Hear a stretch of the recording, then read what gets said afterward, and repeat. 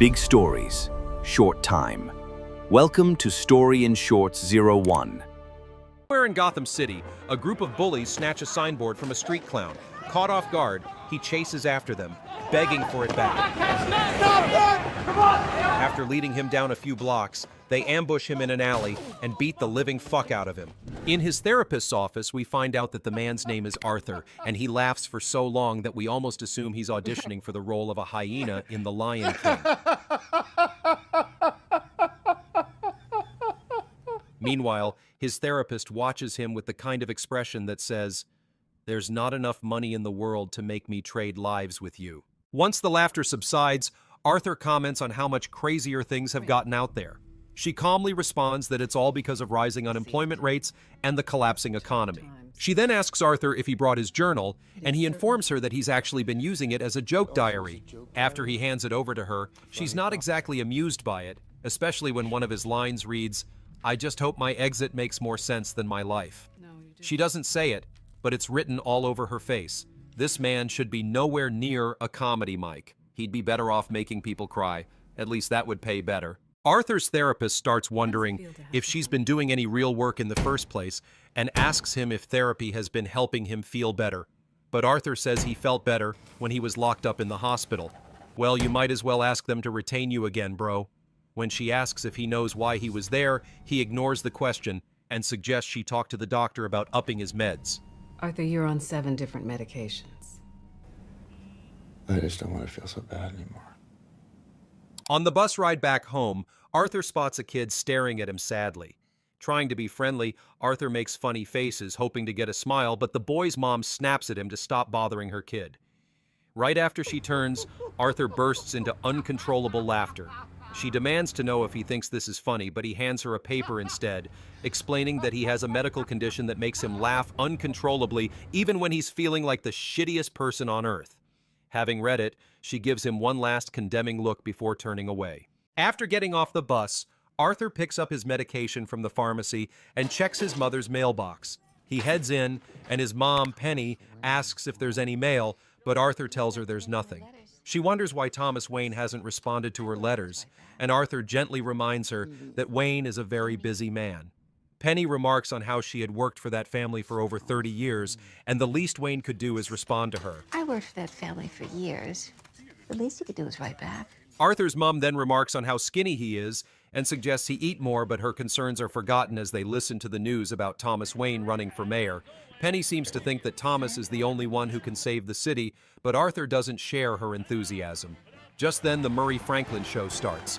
Arthur imagines being in the audience, and even getting addressed by Murray himself. I've been the man in the house for as long as I can remember. I take good care of my mother. She always tells me to smile and put on a happy face. She says I was put here to spread joy and laughter. In his fantasy, Murray also calls him to the stage and embraces him warmly, saying, You see all this, the lights, the show, the audience, all that stuff. I'd give it all up in a heartbeat to have a kid like you. If only wishes were horses. Too bad, since Arthur can't even afford a saddle. But in his dream, he has a shot. The next day, Arthur is at work thinking about his life when Randall chats him up about the beating he took from the savages the other day. All the crazy shit out there, they're animals. He then hands him a gun and tells him to use it for protection, but Arthur laughs and reminds him that he's not allowed to have a gun. Besides, what could he possibly use it for? But Randall insists. Moments later, a little man named Gary walks in and tells Arthur that Hoyt, their boss, wants to speak to him. Randall takes digs at Gary's height, and Arthur bursts out laughing, though it's hard to tell if he got the joke or if it's just his condition. In his boss's office, Hoyt informs Arthur that a man named Kenny is accusing Arthur of stealing the clown sign that went missing during his beatdown. Arthur insists it was actually stolen by a bunch of wild kids, but Hoyt couldn't care less. Instead of listening, he threatens to deduct the cost of the sign from Arthur's miserable paycheck. He also adds that the other guys at work think Arthur's a weirdo. However, Arthur smiles even though he feels like crap on the inside. Later on, at the very same alley where he got beaten, Arthur takes it out on a trash can. After leaving his workplace, Arthur is about to take the elevator to his room when his neighbor, Sophie, steps in with her daughter. They share a moment in the elevator where she jokingly does the universal sign for, "I'm checking out." After she steps out, Arthur, in true lonely man fashion, calls out to her and mimics her, Later that evening, he helps his aging mother take a bath. Penny shares her thoughts that the mailman might be throwing her letters away. Arthur asks why the letters are important to her, and Penny shares her beliefs that Thomas Wayne will swoop in and save them financially out of the goodness of his very rich heart. Arthur wonders why someone like Wayne would care about a former employee, no matter how long she worked for him, but Penny simply claims that Thomas is a good man, the kind of man who'd get physically ill if he knew how badly they were struggling. Arthur then tells his mom that he wants her to stop worrying about him or about money and tells her that his stand-up career is almost ready for the big leagues. But Penny jolts him back to reality, reminding him that he has to be funny to be a comedian. Night falls and Arthur watches TV while playing around with his new gun. He channels his inner Broadway diva by dancing around with it and commends himself for being a really good dancer before firing at the TV. When Penny calls out asking if he's okay, he claims that he was watching a war movie. The following day, Arthur follows Sophie to her daughter's school like a lovesick puppy and even goes so far as to follow her to her place of work. Later that evening, he hits up a comedy club and laughs when no one else laughs. Luckily, no one takes notice of him. He then scribbles questionable jokes into his notebook. Honestly, if jokes could kill, Arthur would end the world. Later that evening, Arthur hears his doorbell ring and opens it, only to find out it's his neighbor, Sophie. She asks him if he was following her earlier that day. He admits it, but she doesn't take offense. Instead, she jokes about how she was expecting him to come in and rob the place. Arthur tells her that he has a gun and he could come around tomorrow. So funny, Arthur. Finally, someone who gets his dark humor. Arthur then decides to flip a coin, telling her that he's actually a stand-up comedian and she should definitely see one of his shows sometime. Shockingly, she agrees. Either she's too kind, too lonely, or too ready to risk it all in Gotham. Arthur's next gig is at a children's hospital, where he actually manages to make most of the children happy until Randall's gun slips out of his trousers. He hides it and jokingly tells the kids to keep it a secret, but not before a nurse sees him. That evening, Arthur gets a call from his boss asking why he brought a gun to a kid's hospital. Arthur tries to play it off, claiming it's part of his props, but his boss doesn't believe him. He even reveals that Randall claimed that Arthur tried to buy a gun from him last week. Arthur is stunned that Randall lied and threw him under a bus the size of Gotham, but he barely has enough time to react as his boss tells him he's fired. Now jobless and painted up like sadness personified, Arthur rides the subway home. He is soon joined by 3 meatheads who start harassing a woman. Don't ignore him. He's being nice to you. Meanwhile, Arthur watches them and also starts laughing. Not on purpose, mind you, it's his condition. One of the guys sneers and asks, "What's so funny?" But Arthur can't stop laughing. They then walk towards him with devious looks on their faces before asking him what's so funny. Buddy, tell us what's so fucking funny. But before Arthur can explain his condition, the men start raining punches and kick him down like a pack of wolves. After Arthur decides he has had enough, he pulls out his gun and shoots them one after the other. One manages to jump off the train and almost escapes, but Arthur chases after him and finishes the job. After realizing what he has done, he takes off running to a public bathroom and starts dancing to inaudible music. Arthur heads back home afterwards, but his first stop is Sophie's, where he kisses her with all the courage in the world. The following day, Arthur is seen packing his things at work, as his colleagues talk about the train incident and the suspect, who happens to be a man dressed up as a clown. Just then, Gary turns to Arthur and says he's sorry to hear that he's fired. Randall pretends to feel sorry for him, while another man asks Arthur why he took a gun to a kid's hospital. Arthur then suggests they ask Randall since it was his gun, before walking away. He comes back to punch the fuck out and dances as he heads back home. At home, Penny tells Arthur that Thomas Wayne is on TV and he's talking about the horrible subway murders. It turns out that the men Arthur killed were workers in Wayne Investments. Wayne claims that the killer is a coward who hides behind a mask. What kind of coward would do something that cold-blooded? Someone who hides behind a mask. He then calls less privileged people clowns, but Arthur simply laughs. Not because it's funny, but because it's ironic. Back at his therapist's office, Arthur tells her that he didn't feel like he existed up until recently. It was like nobody ever saw me. Even I didn't know if I really existed. But before she can respond, she cuts in with some bad news. Arthur snaps, saying she never really listens anyway. She just asks the same tired questions, while all he ever has are negative thoughts. That's when she tells him that their program is getting shut down because their funding's gone. No more sessions, no more meds. Basically, good luck out there, mentally unstable man in clown makeup. Stunned, Arthur asks how he's supposed to get his medication now, but all she can do is offer a weak apology. Later that night, Arthur goes to the comedy club for a performance, but his condition gets the worst of him, as he bursts into laughter before he can deliver his lines. Well, blame it on the nerves, folks. Sadly, he's the only one laughing at his jokes. You should enjoy it. One day you'll have to work for a living. No, I won't, Ma. I'm gonna be a comedian. Meanwhile, Sophie watches in a corner and smiles adorably. The DJ soon comes to the rescue and plays a song that Arthur dances to. The crowd then erupts in cheers, and Arthur walks Sophie back home. On their way, they see a poster of a clown with the headlines, "Killer or Vigilante." Sophie then tells Arthur she thinks whoever committed those murders is a hero because they now have 3 less pricks in Gotham City. Arthur's already in a good mood, but it gets even better when he sees a man in a clown mask inside a cab. Later, he enjoys dinner with Sophie and soon heads back home. Arthur wakes his mom and asks her to dance with him. She humors him and tells him she wrote a new letter for Thomas Wayne, and it's very important. Arthur tells her he just had a big date and finally lets her go to her room. Curiosity gets the best of him as he decides to read through his mother's letter.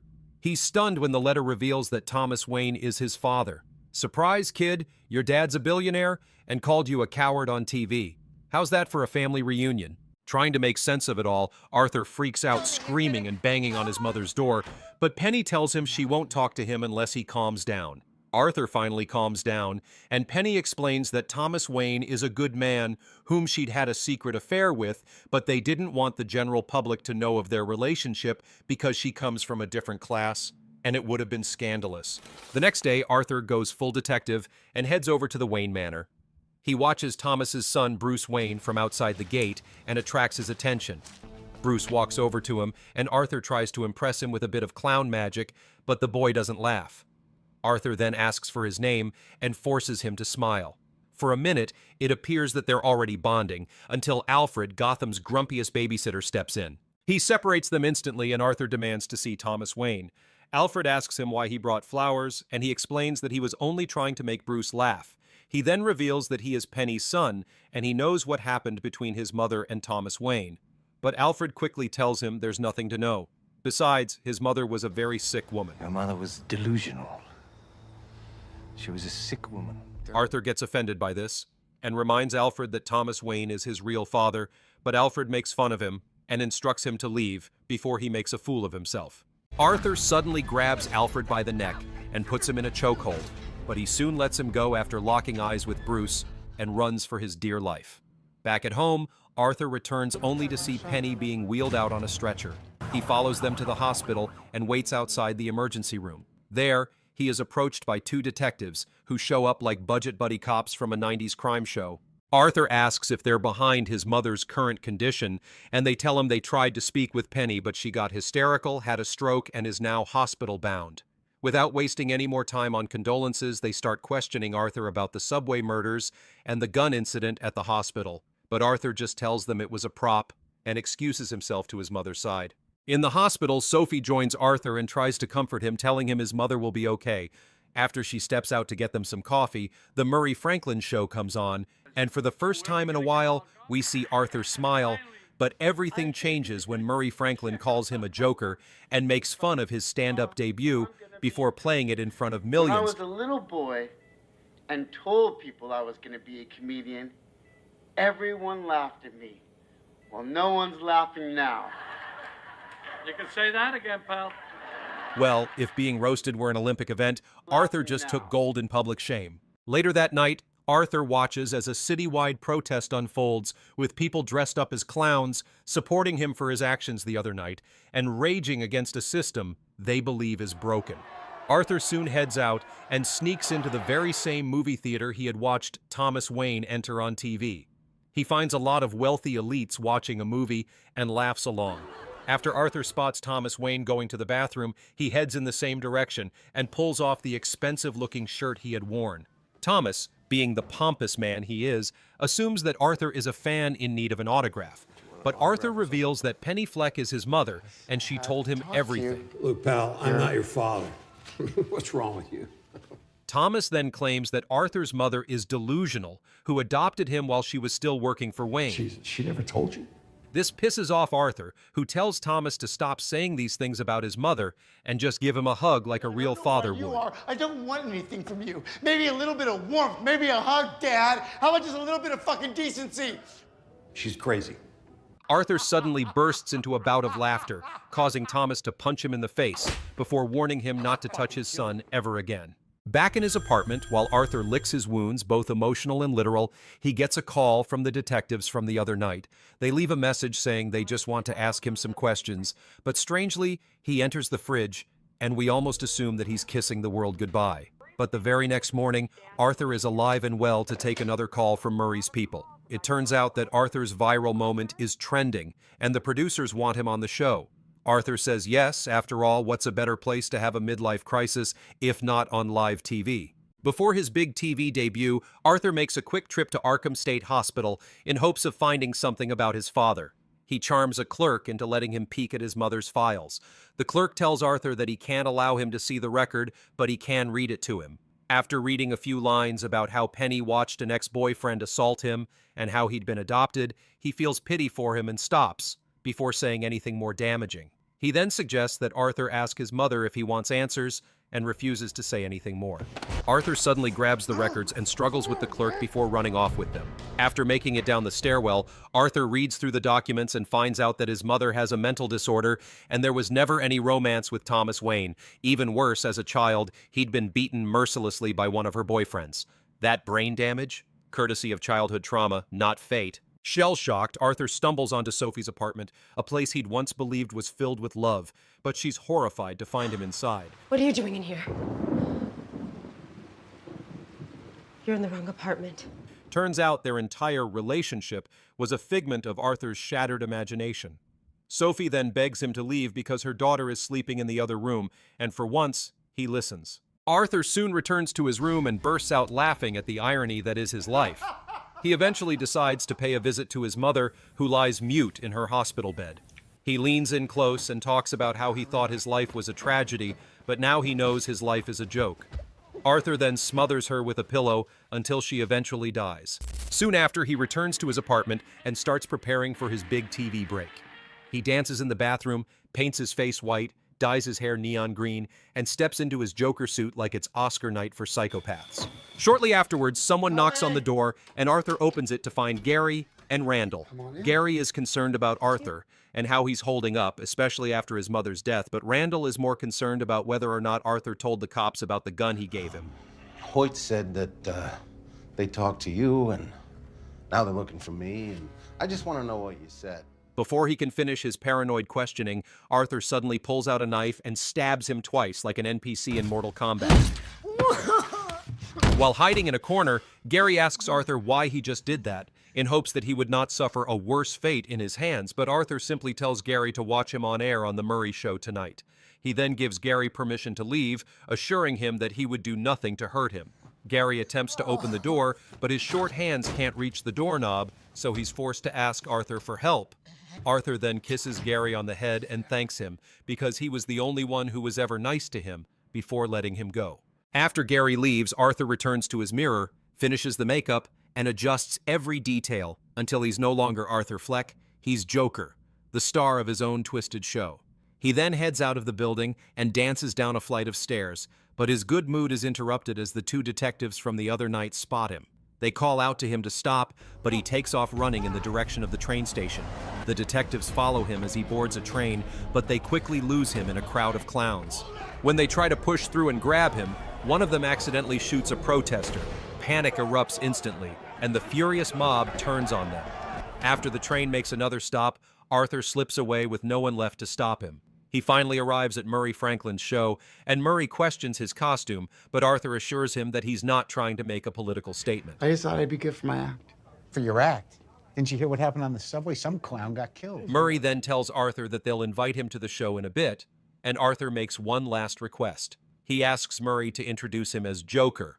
After all, that's what he called him before. That's what you called me on the show. A joker.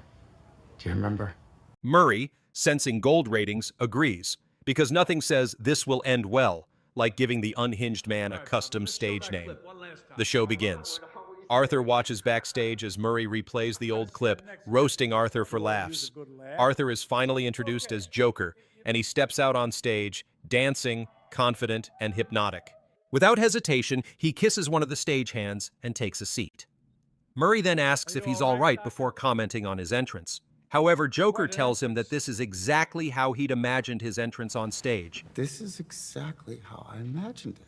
Murray, trying to salvage this sinking ship, encourages Arthur to tell a joke. On cue, Arthur pulls out his battered notebook like it's a sacred text. Murray then mocks Arthur to take his time since they've got all night. Spoiler alert, they did not, in fact, have all night. Arthur starts by saying, "Knock, knock," and Murray takes jabs at him, asking if he really had to look that up. Arthur then makes a joke about a son being hit by a drunk driver, which fails to make anyone laugh.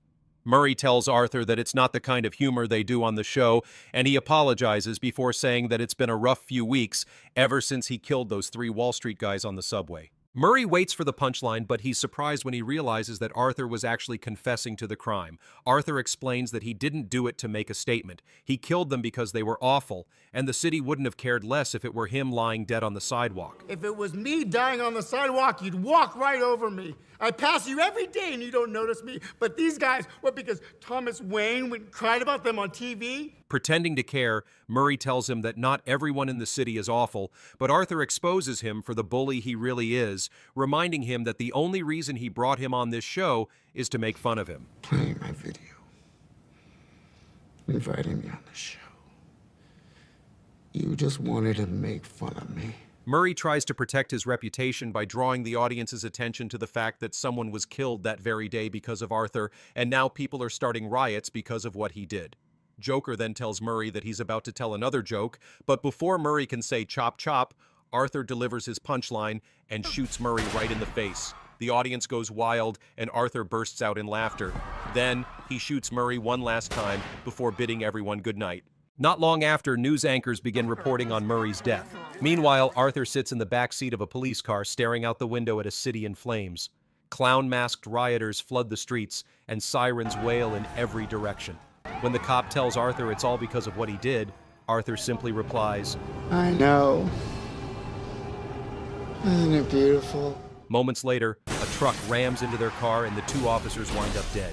Some men in clown masks drag Arthur out from the wreckage like he's the messiah of madness. Bloodied, barely conscious, he wakes to cheers. They hoist him up like a rock star risen from the ashes. Gotham is his stage now, from clown for hire to an icon for disaster. Now that's a career upgrade. Arthur smears the blood dripping from his nose across his lips, then he dances the only way someone fully unhinged can. Elsewhere, tragedy repeats itself. Thomas Wayne, Martha, and young Bruce leave the theater while a masked rioter follows them into the alley. The man calls out to Wayne and tells him, "You get what you deserve," before shooting him and his wife. Bruce watches in horror as his parents fall dead beside him. From the flames of Arthur's chaos, Batman is born. To think all this trouble could have been avoided with a hug and some child support? Bad move, Wayne. Sometime later, Arthur is locked up in Arkham Asylum, laughing hysterically as usual. When his therapist asks what's so funny, Arthur starts singing the theme song of The Murray Franklin Show. In the next scene, he is seen walking back to his ward like a ghost in a funhouse. Behind him, bloody footprints trail like breadcrumbs, suggesting that the therapist he just spoke to isn't speaking anymore. Well, I wish his next therapist good luck.